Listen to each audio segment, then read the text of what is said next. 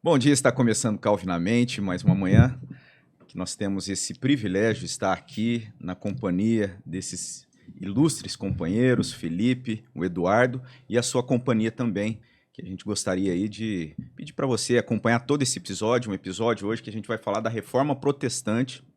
Pelo menos a gente pretende trazer esse tema aí, estamos às vésperas da Reforma Protestante. É algo muito importante para a nossa igreja, para a nossa denominação e de forma assim, também para as nossas vidas, né? De forma ali a trazer essa realidade, esse retorno às escrituras, né? Esse movimento histórico e também religioso que traz e impacta as nossas vidas. Eu creio que vai ser algo assim, abençoador para a sua vida. Então você é nosso convidado. Eu passo a palavra para o Felipe, dar as boas-vindas. Muito bom dia, muito obrigado, reverendo. Um prazer estar na mesa com vocês hoje. Um episódio que, assim, não é mais do mesmo e vai ser um pouco sobre a nossa ótica aí da reforma, né? A gente não fez essa reforma, mas a gente faz parte na reforma, porque a nossa igreja é uma igreja reformada e a gente vem nessa linha. E por que somos reformados? O que significa reforma? Porque reforma vem de um renovo, né? Na palavra ali de Deus. E voltando às escrituras, eu acredito que seja nessa linha que a gente vai seguir hoje. Então você não perde tempo, se inscreva no canal, ative as notificações, deixe seu like, compartilhe esse vídeo com mais cristãos e também não cristãos para entender um pouco do nosso contexto hoje nessa linha reformada. Tá? Passa a bola agora para o Eduardo, seja muito bem-vindo, meu irmão, Eduardo Roberto Conceição, o famoso pastor. Bom dia, Felipe. Bom dia, reverendo Robson. Bom dia. Realmente é um assunto muito interessante, um assunto que nos remete às nossas raízes e às vezes a gente não entende, né, a profundidade disso, né, e o que motivou tudo isso. Então, conforme o Felipe falou, a gente vai falar um pouquinho, né, que Deus nos ajude e vamos que vamos, reverendo. Reverendo, antes aí é um assunto que eu gosto muito, porque faz parte não só da história da nossa igreja, mas da história do nosso mundo, né? De tudo que aconteceu aí.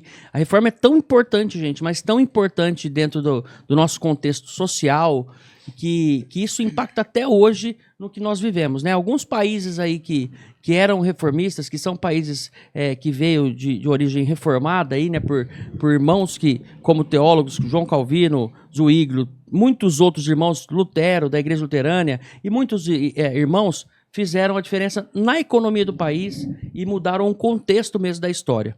Então, por conta da reforma. Então, eu queria que você falasse um pouquinho para nós, assim, desse começo, né? Eu sei que tem a igreja ali primitiva, a igreja medieval, mas hoje a gente vai falar da reforma. A gente pode fazer também, gostaria até de propor à mesa aqui, a gente fazer uma série aí da linha do tempo, né? Eu estou até com um livro aqui da Trinitas, né? Aconselho irmãos que gostam de história e querem saber um pouco sobre a linha do tempo de Deus. Esse é um livro muito legal, que chama Linha do Tempo de Deus, o grande livro da história da igreja, tá? Então, tem várias edições, tem também sobre a Bíblia, é muito legal, eu tenho dado uma estudada sobre isso, é uma coisa que eu gosto demais sobre história, e eu quero aprofundar nisso. Então, indo nesse tempo, a gente pode trazer nos próximos alguns episódios, a gente fala sobre a igreja primitiva, medieval, como chegou a reforma, a igreja missionária e hoje a igreja moderna.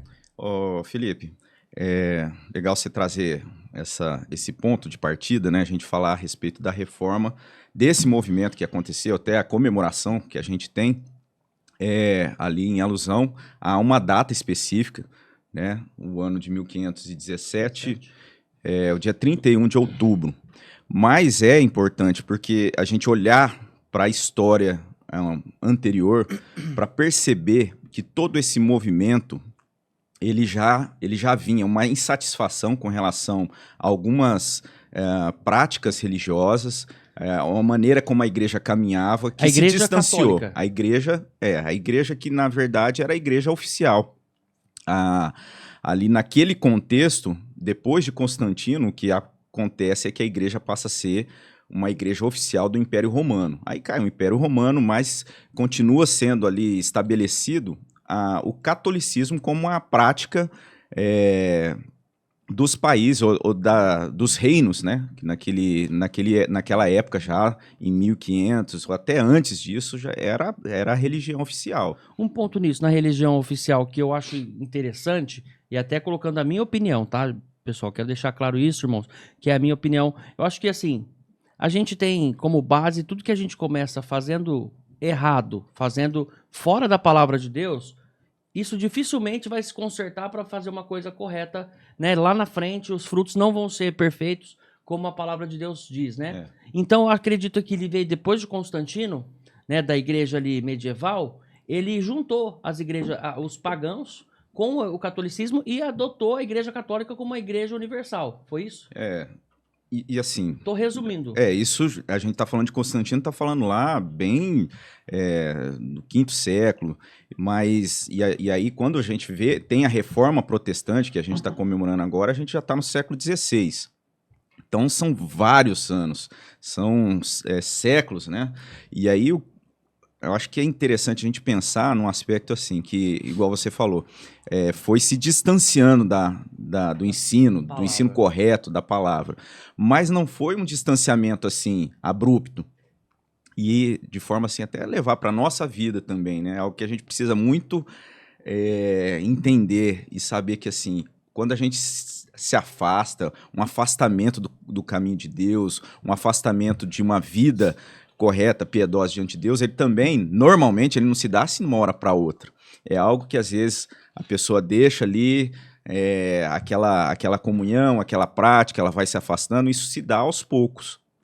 Então, isso serve até para a gente pensar na nossa vida prática, né? Como que é importante a gente sempre estar olhando para a nossa vida, a maneira como a gente está caminhando, naquilo que está se afastando da vontade de Deus, para a gente retornar aquilo que é do agrado de Deus. E lembrando que, de repente, tem coisas que às vezes pode parecer que é simples, é qualquer coisa, e aí vai se abandonando, vai se afastando, vai deixando de se participar, deixa de participar de uma programação, já deixa de participar, coloca uma outra atividade no dia que é reservado para o dia do Senhor, quando vê, né, está lá caminhando bem distante, e de certa forma, na história foi mais ou menos isso que aconteceu. Eu ia falar exatamente isso, né?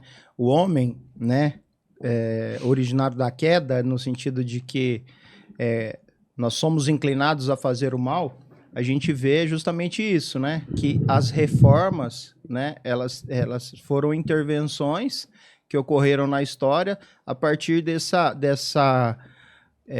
necessidade, porque o homem se corrompeu na sua relação com Deus. Essa necessidade de retornar a palavra de Deus. Eu até tinha separado aqui, que é um texto que a gente sempre também gosta de relembrar, que está ali na palavra de Deus. Lá no Antigo Testamento, num período também que o povo caminhava distante de Deus, então a gente tem o reinado de Josias, e o que acontece ali, né, registrado em Crônicas, também em 2 Reis, mas em Crônicas, no capítulo 34, a gente tem ali aquela narrativa que enquanto estava se levantando ali os valores, os documentos no templo, encontrou-se o livro da lei, né? E Uquias, ele leva então esse livro para o rei, e aí o que, diante daquela experiência de um retorno, rei Josias, 2 Crônicas 34.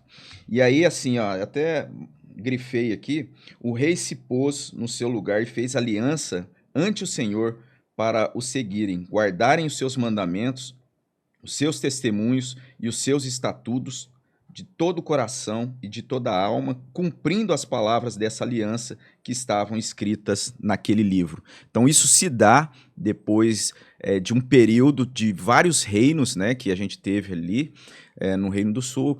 O povo foi se afastando, né, foi se corrompendo. E nesse momento da história a gente tem essa mudança, né, de chave, quando o livro da lei é encontrado e Josias renova ali a aliança com o Senhor.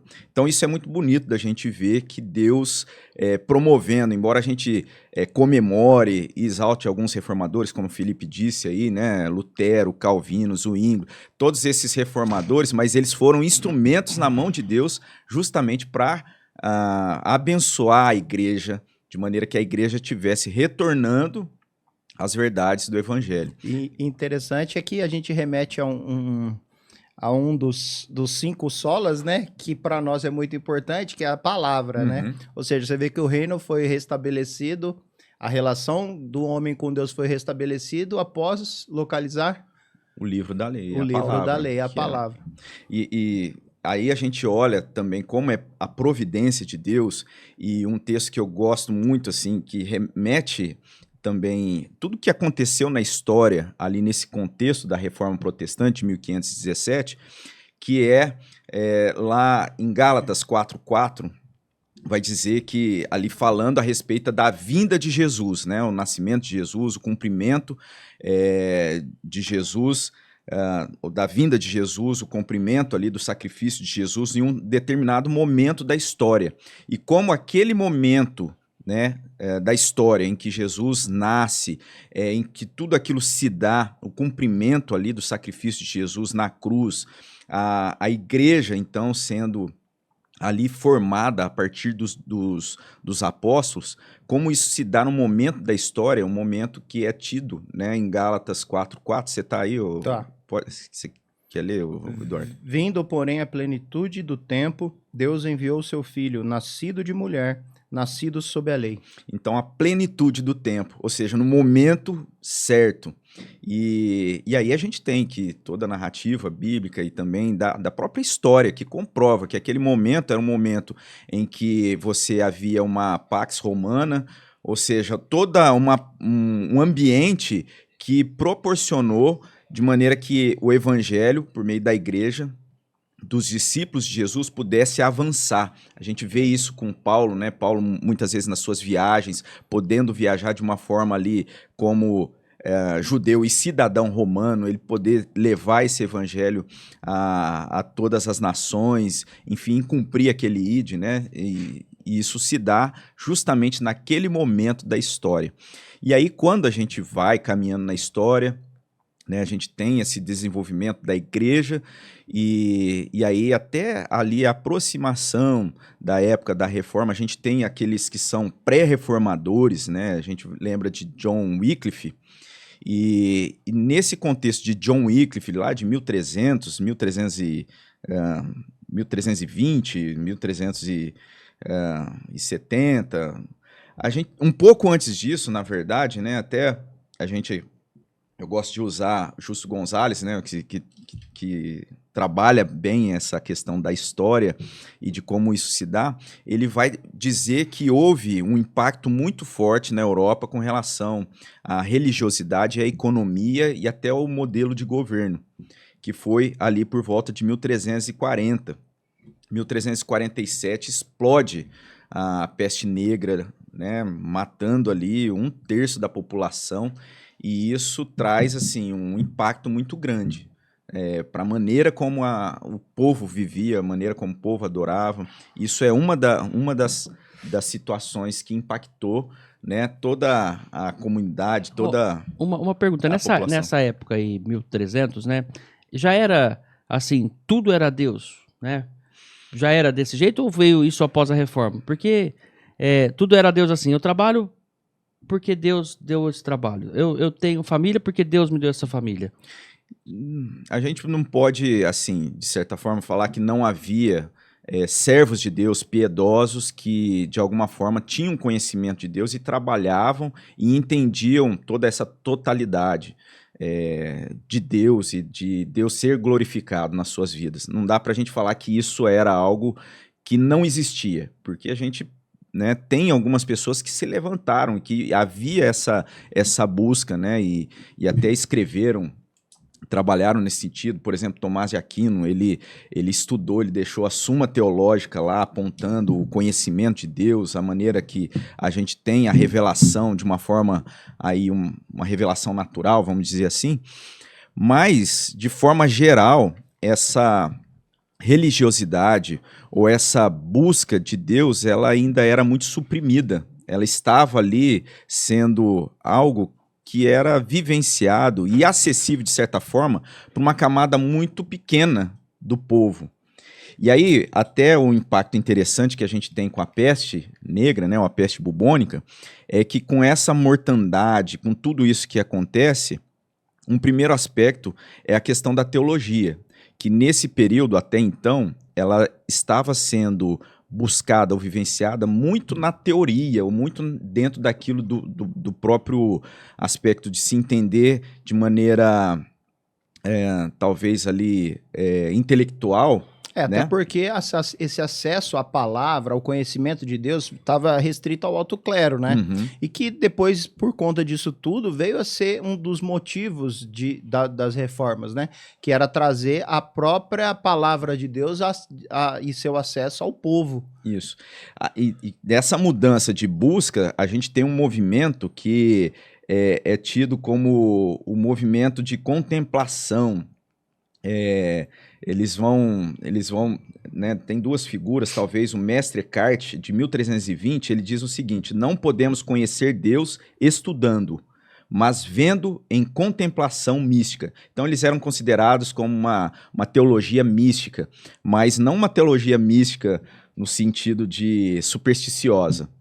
É porque eles focavam, diferente daquela ideia escolástica que estava presente até então e que é impactada com essa peste negra, esses teólogos agora, né, Mestre Eckhart, Tomás de Kempis, eles passam a estar focalizando ou voltando os olhos para um sentido mais de contemplação do que o simples conhecimento teórico que estava muito em voga.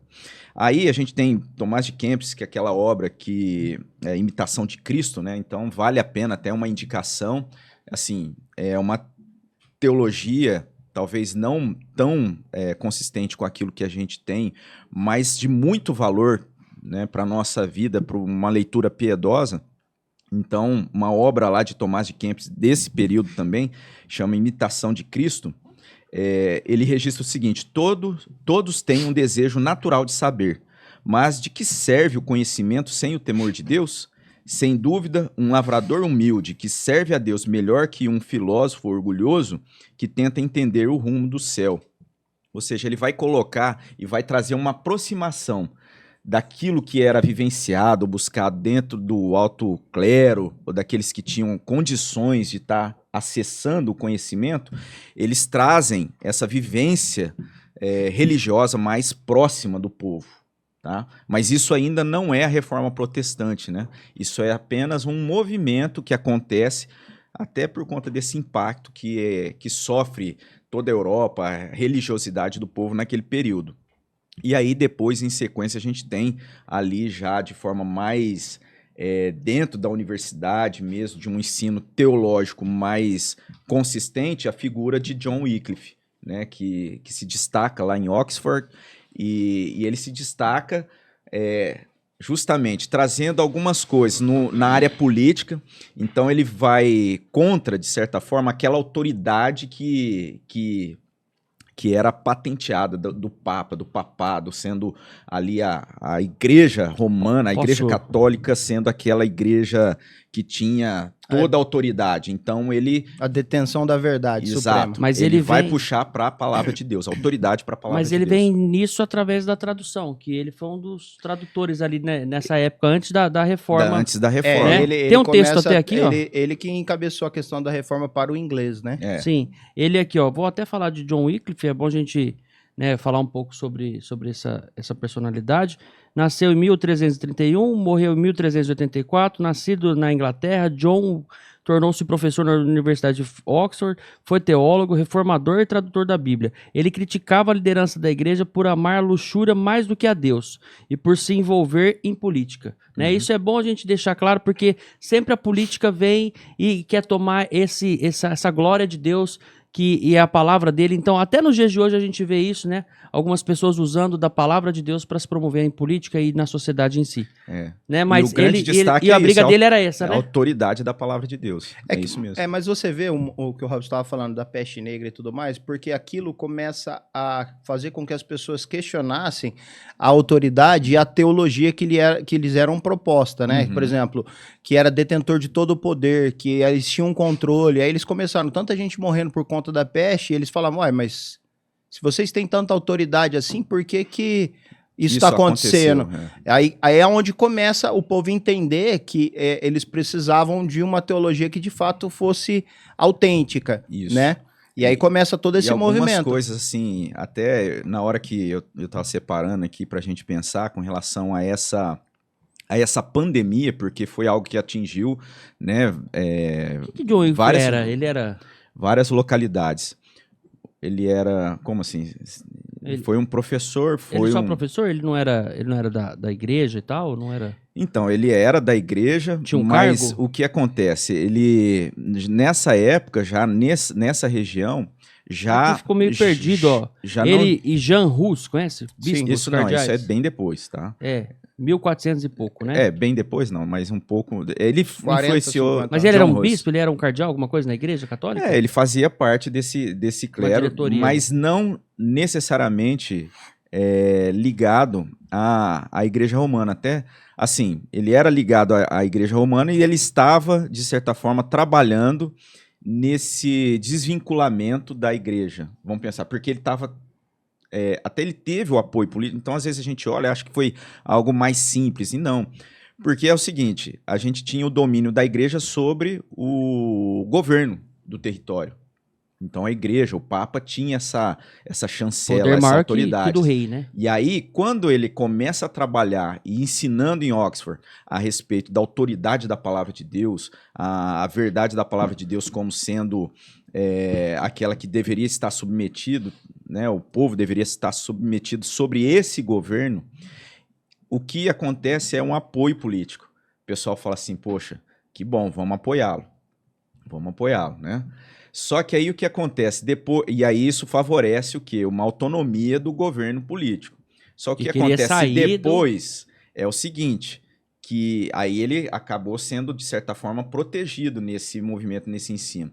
Só que esse ensino dele era bíblico.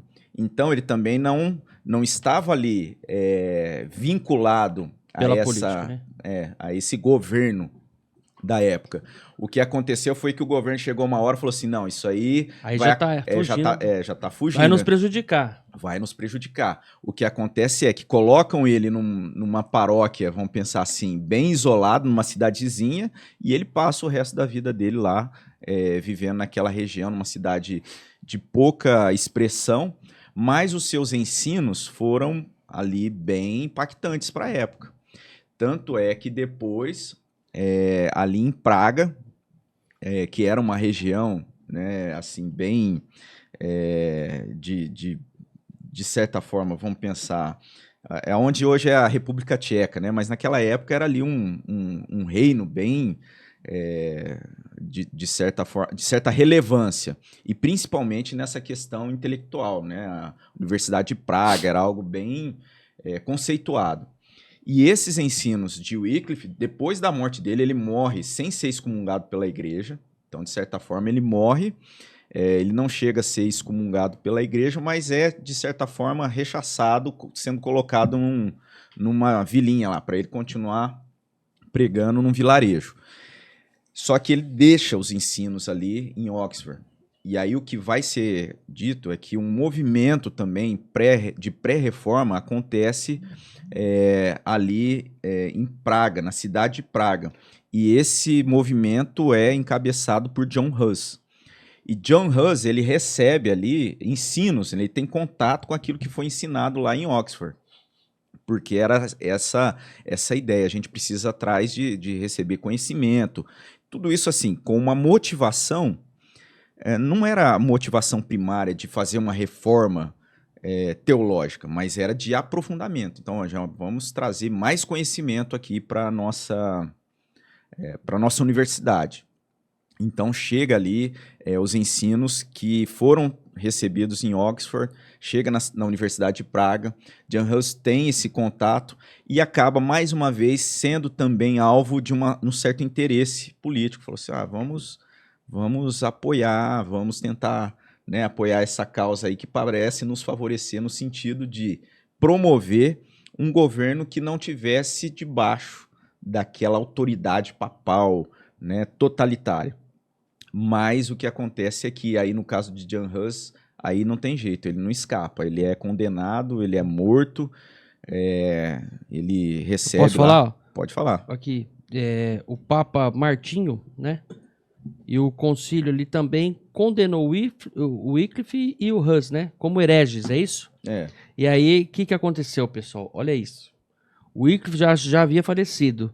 Então eles desenterraram os ossos dele e os queimaram. E o Hus foi colocado na fogueira, porque ele ainda era vivo.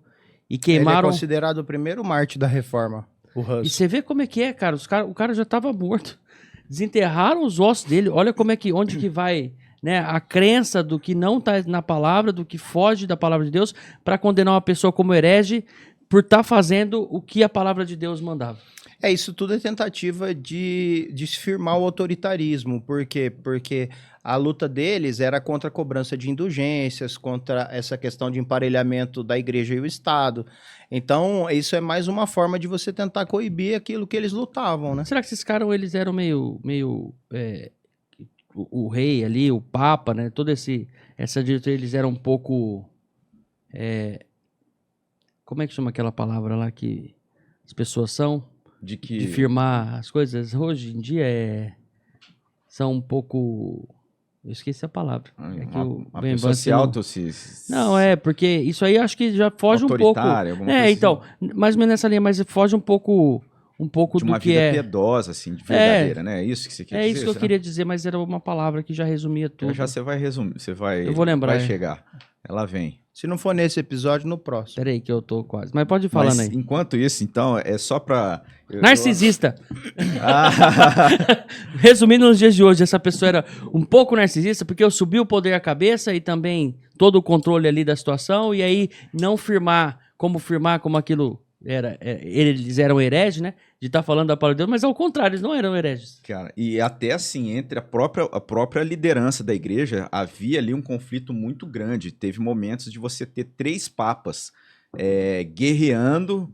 um contra o outro? O controle, exatamente. Nossa, mas como que era isso? Período. Em Roma? Não em Roma, porque você tinha a igreja oriental e a igreja ocidental, né? Até isso já vinha lá de Constantino. O que acontece, tem um período de unificação e um momento em que ali a igreja, ou a região, o império, o Sacro Império é atacado por outros reinos. Então você tem uma certa unidade da igreja, da igreja oriental com a ocidental, mas depois essa unidade acaba se dissolvendo. Então você tinha 2 capitais, a capital do papado ocidental era Roma e o oriental era Constantinopla.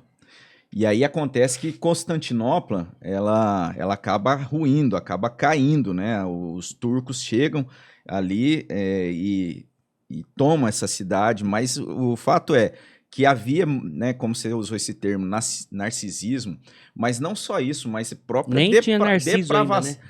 Não, Narciso é lá da Grécia, lá. Eu acho que é lá, é bem... Os caras já tinham esse... um conceito antigo da filosofia grega. Sim. Lá.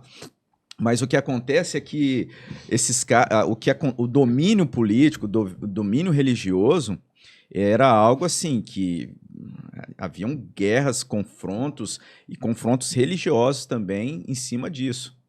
E isso não vai ser diferente depois com a reforma, porque depois da reforma a gente vai ter a noite, por exemplo, né, só avançando um tanto aí, a noite de São Bartolomeu. O que acontece lá em Paris é que o governo ali fala, não, agora a gente vai aceitar os protestantes, pode todo mundo chegar aqui para Paris, ficar tudo de boa, tranquilo, e aí ele pega e decreta ali para matança geral 40 mil mata um monte de protestantes. 40 mil protestantes. Ó, seguindo a cronologia, vamos andando aqui pra gente chegar na reforma, tá? Tudo que vocês estão falando aqui tem uma cronologia que a gente tá seguindo. Eu ia citar uma frase de Jan Hus. É o Concílio de Constança, né? Mas pode falar. Eu ia uma frase de Jan Hus, porque ele foi exatamente no Concílio de Constança, 1415. Exato. E ele é condenado como herege nesse concílio, ele é condenado. Ele não tem jeito de se... porque ele estava pregando a respeito da autoridade da palavra, e aí nesse concílio que ele é chamado ali perante as autoridades eclesiásticas, não tem jeito, não tem como ele negar tudo aquilo que ele acreditava. E ele vai dizer o seguinte, em tua mão, como se fosse uma oração, né? Em tua mão deponho a minha causa, pois ele há de julgar cada um, não com base em testemunho falso e concílios errados, mas na verdade e na justiça. E aí ele foi para a fogueira no dia 6 de julho de 1415.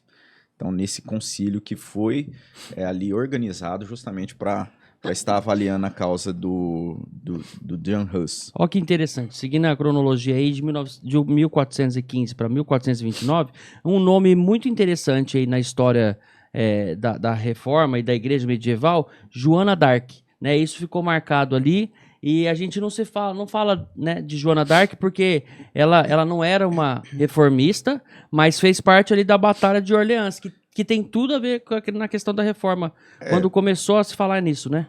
É que talvez a gente não seja uma figura de destaque, porque gerou-se muito daquilo do ideal, né?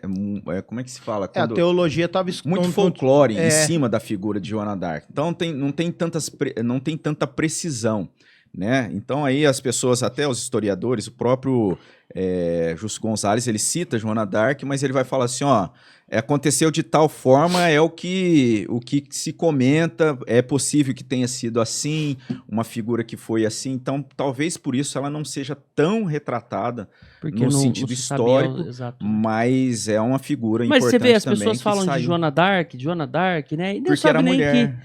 E não sabe nem que. Acho que ela teve uma relevância ali por ela ser mulher, né? E aí, assim, o que vai ser considerado é que ela teve uma visão a respeito da batalha, de como seria, que seria vitoriosa. Enfim, tem muita coisa que tá ali de forma muito imprecisa, né? Até o rei diz que na hora que convida ela, porque ela acaba sendo uma figura ali que ganha um certo destaque na invasão lá que eles estavam sofrendo, na luta que eles estavam travando na época. E aí o rei, sabendo da fama dela, chama ela para estar ali no palácio.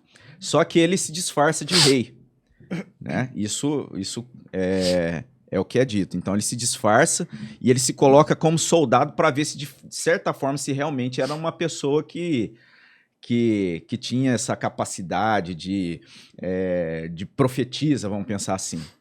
E aí conta a história que ela estava lá, o rei colocou uma outra figura lá, vestida de rei, sentada ali no trono, e ele ficou entre os soldados. E parece que ela chega diretamente para ele, em meio aos soldados, diretamente para o rei, que estava disfarçado, e acaba tendo ali uma reunião com ele, falando a respeito dessa batalha, que eles iriam sair vitoriosos. Então é uma figura assim, que meio que a gente não pelo menos é essa a impressão da minha parte, tá? Por isso que tá ok, já entendi. Ó, vamos lá. Seguindo nessa cronologia aí, 1440, então em 900, né? 1440, aí vem um cara aqui que... 1440?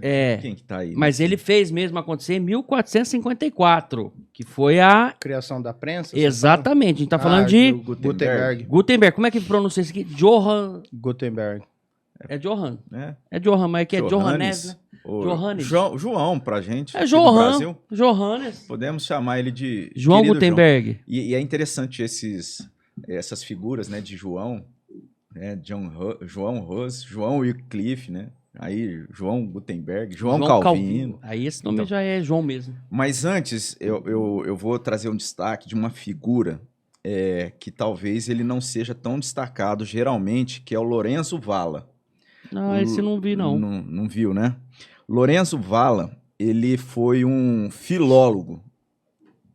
O filólogo... O que é filólogo? Mistura de filósofo com... Ele estuda escritos originais, as línguas e letras, enfim, essa área. Essa era a área dele.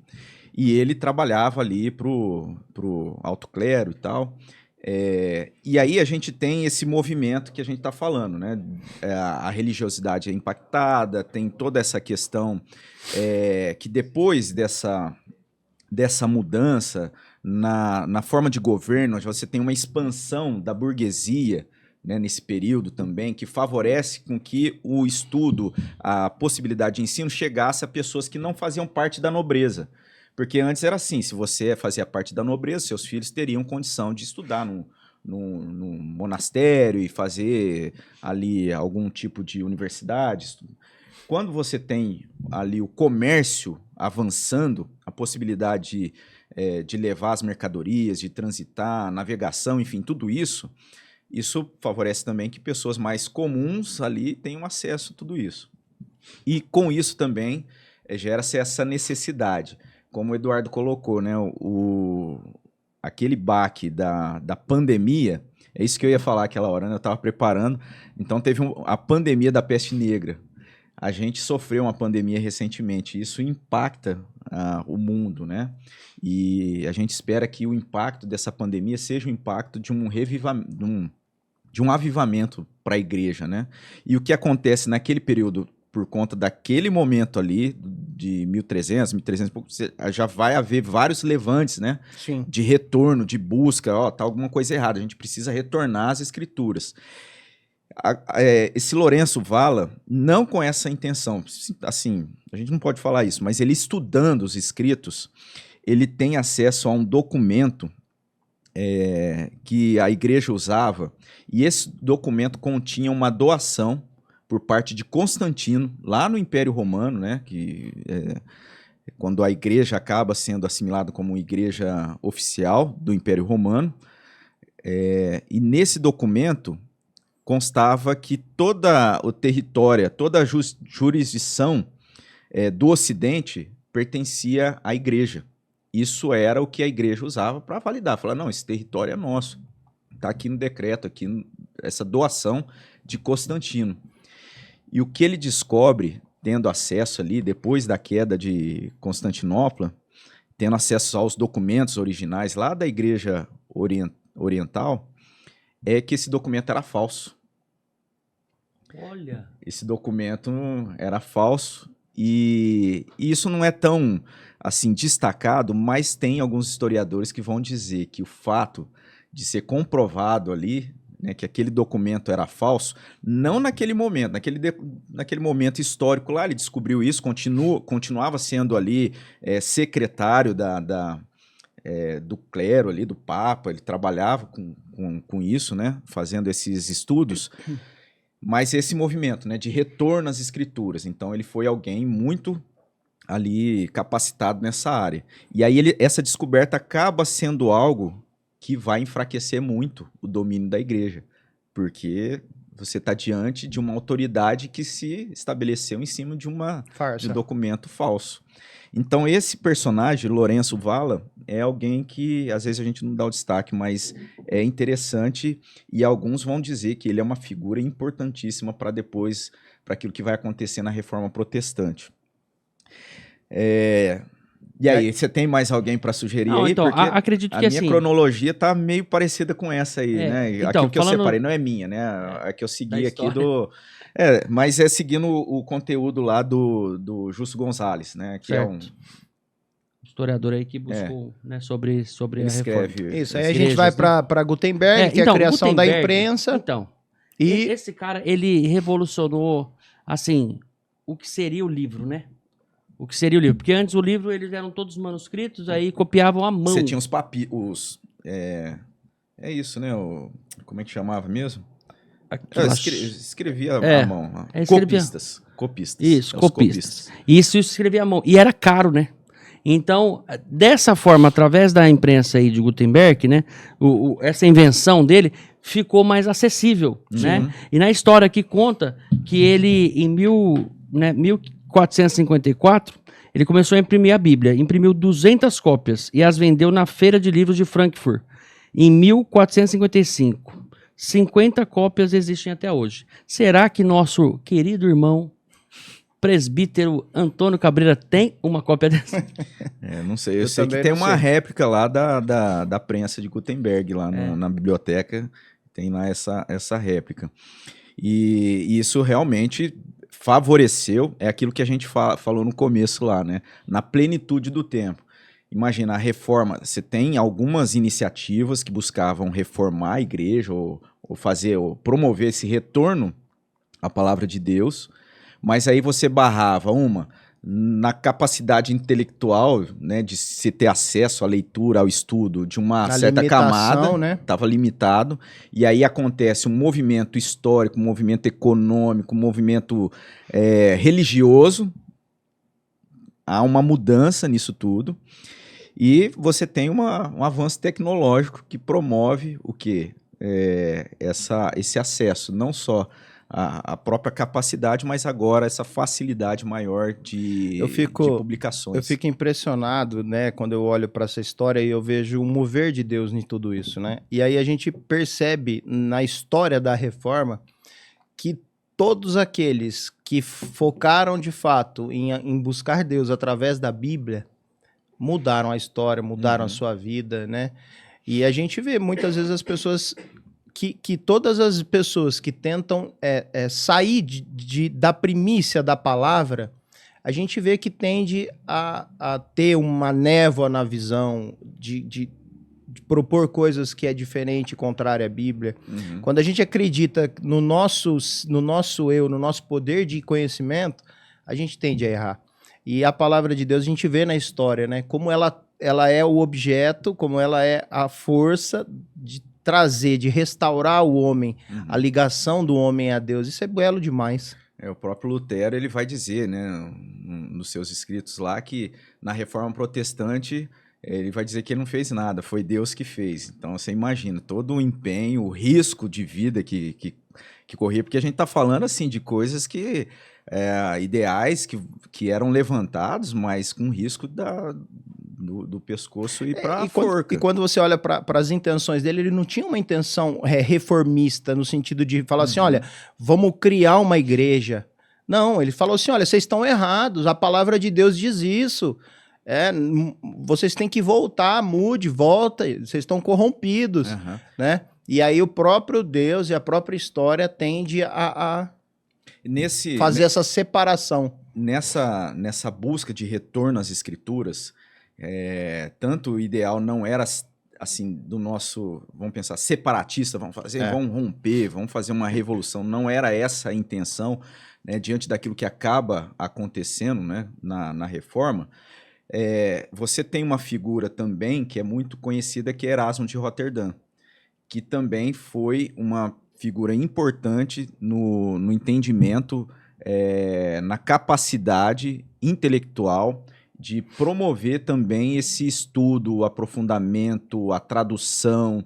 Ele foi, de certa forma, um intelectual daquela época, né, que é respeitado, mas o que acontece é isso, ele tinha esse ímpeto também de trabalhar na religião, a sua capacidade de retorno da palavra de Deus, pelo impacto que ele recebeu, que ele sofreu por um período da sua vida em que ele teve participando ali de uma, vamos pensar assim, uma associação de estudantes, e naquele local ali ele teve contato com outras pessoas que estavam também em busca de uma vida piedosa, uma vida mais contemplativa, não focada simplesmente no conhecimento teórico, mas numa vida prática. E a partir disso ele acaba sendo alguém de uma relevância intelectual, principalmente na Holanda e, enfim, isso influenciando na Europa, mas chega um momento que não tem jeito, né?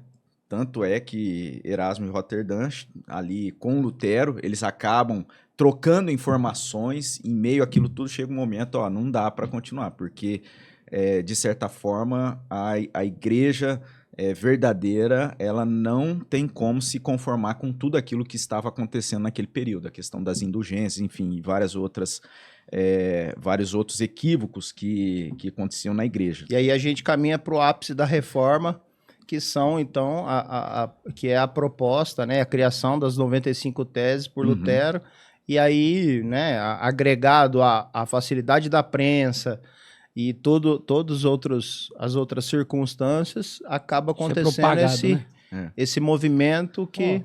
Uma coisa que não se fala aqui, mas está na cronologia, é a questão dos muçulmanos que conquistaram Constantinopla, né? No fim do Império. Isso ajudou ou isso não ajudou na reforma ali, na propagação da Bíblia? Como é que foi isso? Porque os muçulmanos, assim, eles são mais novos, né? Como doutrina, como religião, né? E aí a gente tem a queda de Constantinopla pelo Império Turco, que era ali composto por muçulmanos. E essa luta, ela já vinha, né? E o que acontece é isso. Contribuiu por conta do enfraquecimento o enfraquecimento do poderio, do Sacro Império, vamos pensar assim, do pensamento da influência do Papa. Então, a partir do momento que eles vencem ali e acabam assimilando a cidade de Constantinopla, isso gera um risco maior, e aí os reinos eles acabavam tendo que tomar um certo posicionamento com relação a isso. Então traz também um movimento de uma opção diferente daquela que estava até aquele momento. E você vê que é assim, de tempos em tempos as coisas vão voltando e vão, né? Acredito que hoje, né, o muçulmano, você vê como é que é, eles tomando um espaço na Europa novamente? O que você falou é assim, um aspecto aqui que até tinha notado, que com a tomada de Constantinopla, você tem alguns exilados que saem de Constantinopla e vão para Roma, que era a capital da igreja no Ocidente. E quando eles fazem esse retorno, eles levam documentos. Até eu falei do próprio Lourenço Valla, ele tem acesso a esses documentos, e até esse documento que era falso, a partir disso, né? Os turcos eles chegam lá em Constantinopla e leva muito daquilo que eles tinham. E também o que eles vão dizer é que aquela região tinha uma influência maior de alguns conhecimentos que na Europa ainda era resistente. Então, quando há esses exilados que chegam lá na Europa, eles carregam também algum tipo de conhecimento que não era tão presente até então. Uma coisa que eu percebi, e assim, não é falado aqui diretamente na Reforma, e muitos pontos aqui da igreja primitiva, medieval e agora reformada, é a questão dos judeus. Onde esses caras estavam? Mas é interessante que os judeus, quando a gente fala da peste negra, os judeus eles estavam em toda a região, toda parte, vamos pensar assim, né? Quando você tem lá a perseguição, a perseguição aos judeus, eles acabam se migrando para todo o território, né, no mundo. Então, depois já chegaram também na América, aqui na América... Não, isso vai ser já mais para frente, já bem depois. De novo. Mas nessa época aí, o que acontece? O que gerou o avanço da pandemia da peste negra? Era a transmitida por pulga. E a pulga que dava nos gatos, nos ratos. Então infectou o pessoal. Isso aí chegou, acho que dos navios, enfim. Os cristãos tinham uma certa superstição com relação a gatos. E aí o que acontece? Eles não gostavam de gato e acabam matando por causa desse pensamento supersticioso. E os ratos aumentaram mais ainda. Então aumentou a incidência de infectados, de pulga.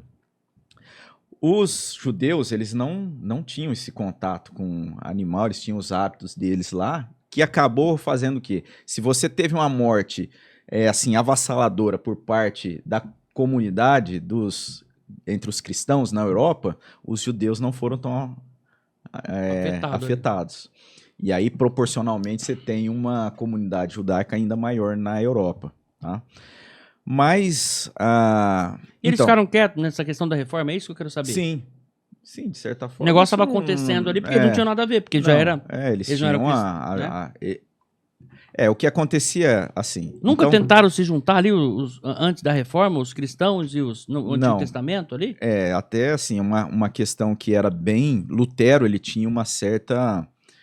o posicionamento dele era bem firme com relação a essa divisão com os judeus. Então, ele não tinha nenhum tipo de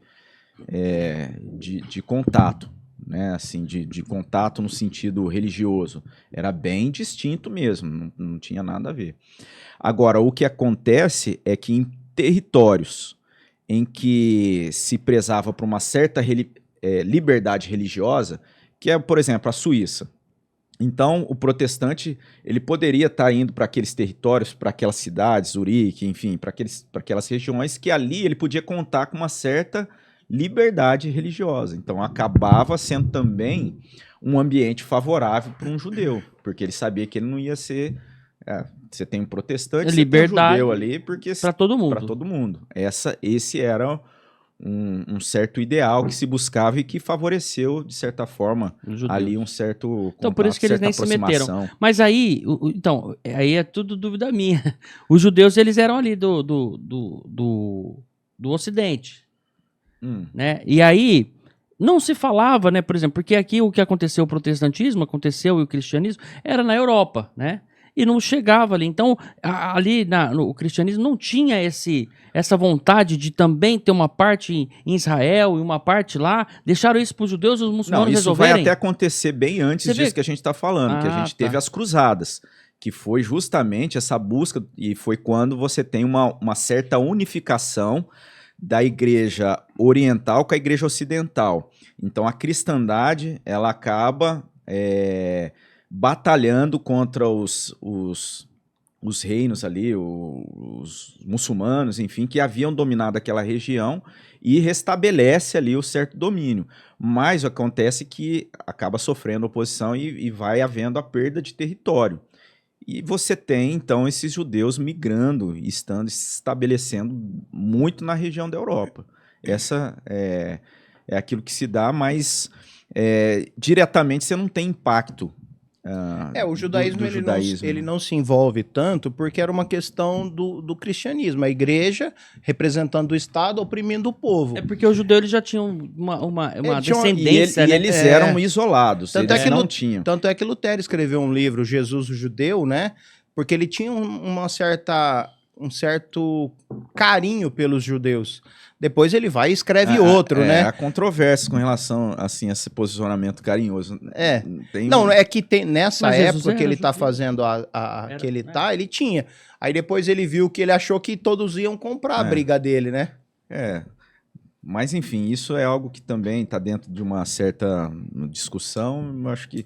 Mas é isso. Os judeus eles viveram na Europa, estavam na Europa, presentes na Europa, uma grande comunidade.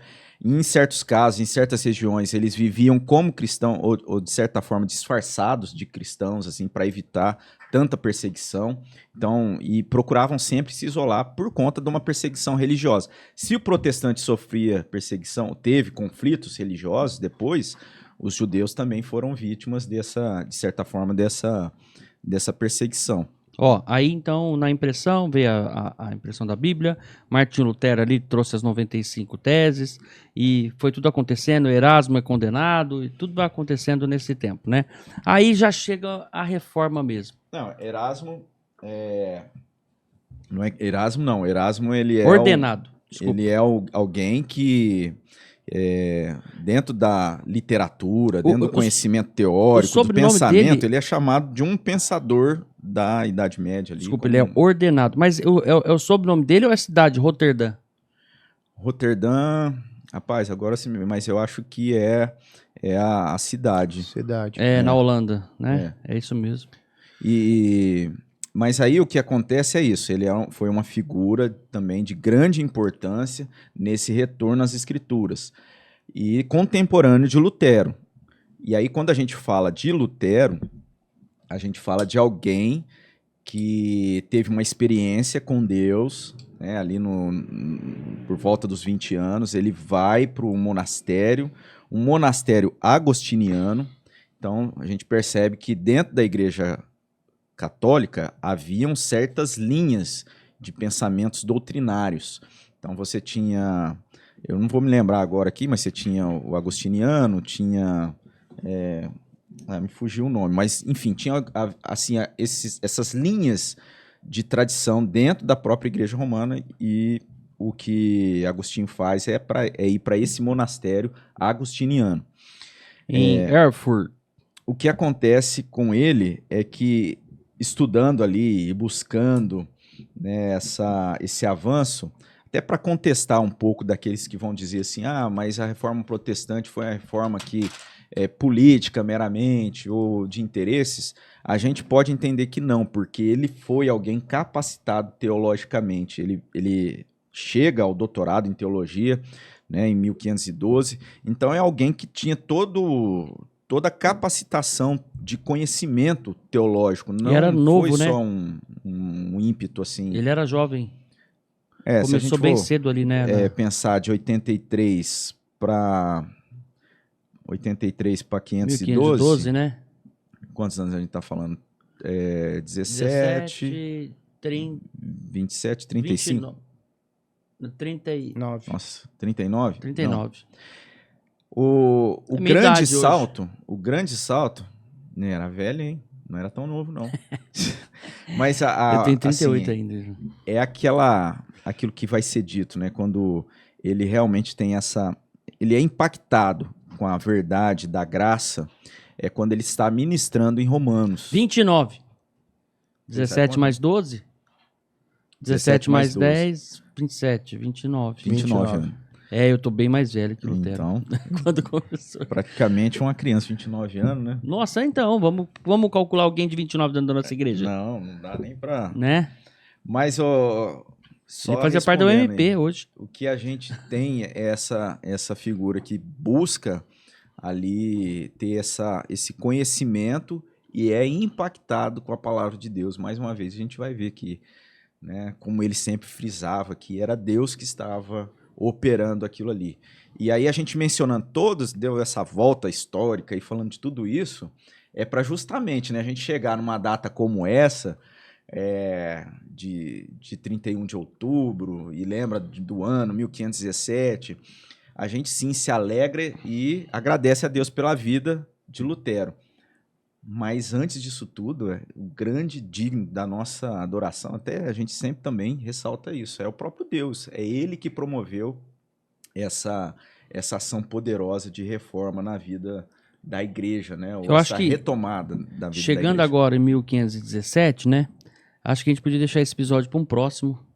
Será? Porque a gente podia fazer aí, depois da igreja reformada, a gente falar da igreja... Da história das igrejas. Histórias...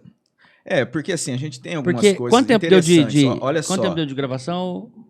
Uma Uma hora. hora. A gente Olha tá que uma legal. hora. Isso aí, a história, ela é fantástica, assim, para mostrar quem somos hoje, o que seguimos na palavra de Deus.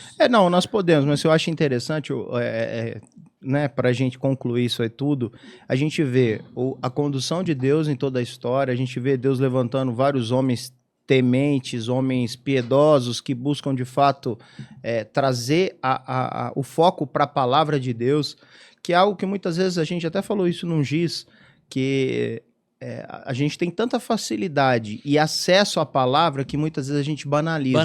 Não E, valoriza, né? e quando a gente olha para a história, a gente vê homens dando a sua vida para ter acesso à palavra. Homem né? de coragem ali, né? Porque ninguém tinha essa coragem de enfrentar o Papa, o rei e tudo mais. E assim, até eu vou colocar aqui algo dentro disso também, que foi algo que Deus promoveu na história, né? Essa plenitude do tempo naquele contexto.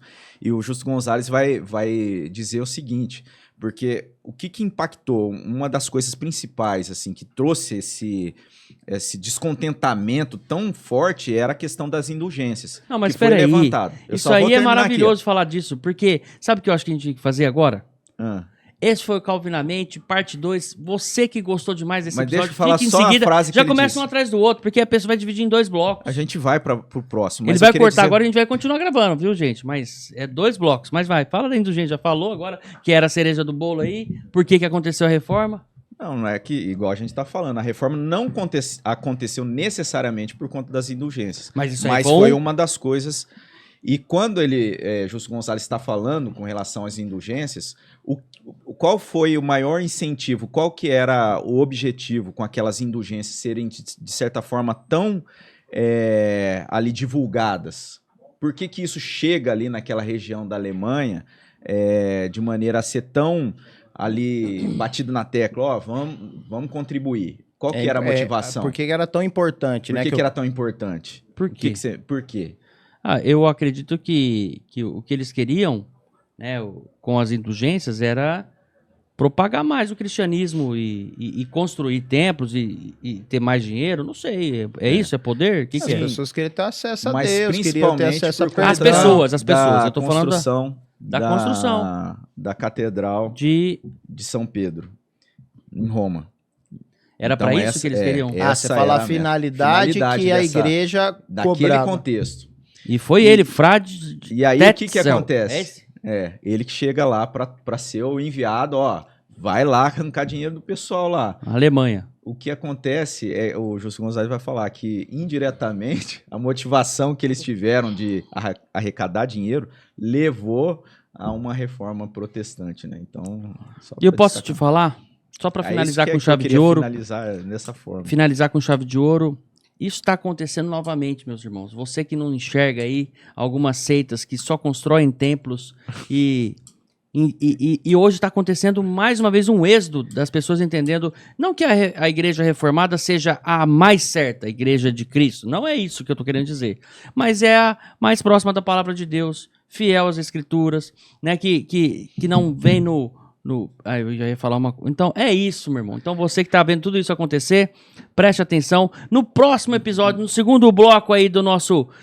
isso tá maravilhoso, eu vou falar pra você. Eu acho que só jogar mais uma questão prática. Você falou, é interessante você falar isso. Ó, tá acontecendo hoje. Isso é algo que é recorrente na igreja. A igreja ser atacada com inverdades, né? A gente vê na igreja primitiva, a gente viu no contexto da igreja e a gente vê nos nossos dias. A igreja, ela sofrendo oposição, ela sendo atacada com falsos ensinos e diante disso, eu volto àquilo que a gente comentou, dizendo que a gente não pode estar se permitindo levar por falsos ensinos, por falsos entendimentos, né? Porque às vezes coisas pequenas vão Falsos abrindo profetas mesmo. Vão abrindo brechas, né? na vida, no comportamento, no coração.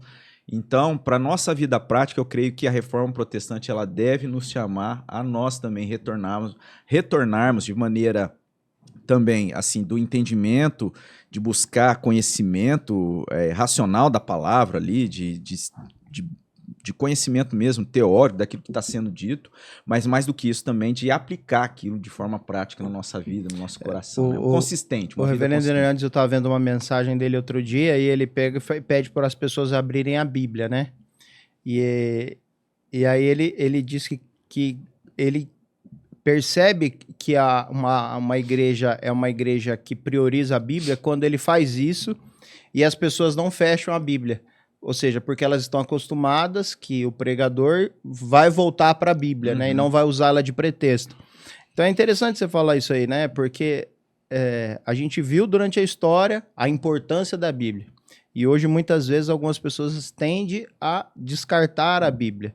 Exatamente. Então, a única coisa que pode nos aproximar de Deus é um coração temente e a palavra de Deus. Amém. Amém. Acho que é isso mesmo. Vamos orar. Vamos finalizar esse bloco e você que aí continua, que já tem o segundo bloco da Reforma Protestante e falando aí dos 95 teses, falando também por que veio Lutero e Calvino deixou só dois. Essa cartilha aqui potencializou o homem mesmo, né? Deixa isso pra mim, depois eu te mostro onde você Ele vai orar hoje para terminar. Eu vou orar, faço a oração final, mas a gente já continua, Gustavo corta, a gente já volta, a gente sabe que você tem mais um horário aí, dá para continuar no segundo bloco, fechou? Vamos orar, irmãos? Bondoso Deus, amado Pai, muito obrigado por esse momento, Senhor. Muito obrigado por ter abrido nossa mente e nos colocar diante da Tua palavra, Senhor. E todos os dias nós aprendemos sobre o que o Senhor quer realmente para a nossa vida, Senhor. Muito obrigado por ter nos alcançado. Muito obrigado por tudo que nos tem dado, pela nossa igreja, Senhor, ser uma igreja reformada. E a partir daí, Senhor, a gente entender a Tua palavra fiel e digna de tudo que o Senhor coloca ali para a gente aprender. Senhor, muito obrigado pelo Eduardo, por esse momento dele aqui com a gente também. Sabemos da responsabilidade dele no trabalho e está conosco aqui para a gente falar sobre a Tua palavra. Senhor, muito obrigado também pela vida do pastor Robson, que também se dedica muito à nossa igreja e a todos os fiéis ali da Tua palavra, Senhor, e coloca isso de uma forma tão amorosa, Senhor. Muito obrigado pela vida dele, pela família dele. Senhor, muito obrigado pela a composição da nossa mesa aqui, o Gustavo e também o Fábio, Senhor. Muito obrigado por esse momento. Sabemos que isso não é merecimento nosso, mas isso é graça Tua, Senhor, na nossa vida. Muito obrigado por isso. Muito obrigado por esse podcast, toda a nossa igreja, Senhor. Deus abençoe. Amém. Amém. Deus abençoe. Grande abraço. Fique com Deus. Amém.